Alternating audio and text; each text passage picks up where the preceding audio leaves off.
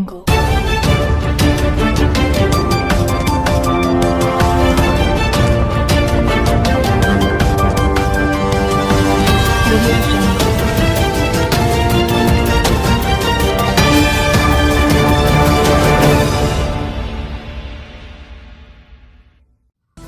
আসানসোলের ঘাগরবুড়ি মন্দির সংলগ্ন এলাকায় 19 নম্বর জাতীয় সড়কে একটি গাড়ি থামিয়ে চেকিং করছিল আসানসোল দক্ষিণ ট্রাফিক পুলিশ। সেই সময় ওখান থেকে পার হচ্ছিলেন আসানসোল দক্ষিণের বিধায়িকা অগ্নিমিত্রা পাল।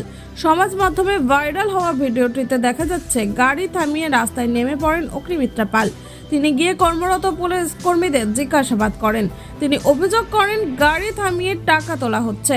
পুলিশের পক্ষ থেকে তাকে দেখে 3 জন সিভিক ভলেন্টিয়ার সেখান থেকে চলে যায় বলেও জানান তিনি। ঘটনার ভিডিও সমাজ মাধ্যমে ভাইরাল হতেই শুরু হয়ে যায় শোরগোল।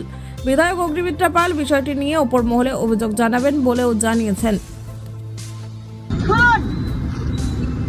আসানসোলে হাইওয়েতে ব্যারিকেড করে টাকা তুলছে মমতা ব্যানার্জির পুলিশ। মমতা ব্যানার্জি শুনুন, আপনার পুলিশরা রাস্তা ব্যারিকেড করে টাকা তুলছে।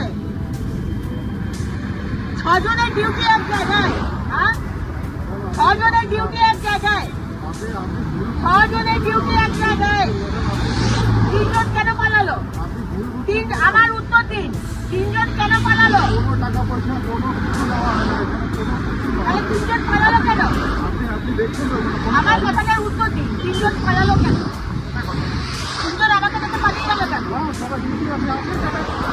আমাকে দেখে ডিউটি শেষ হয়ে গেল। আপনার নাম কি আছে? আপনার কি নাম আছে?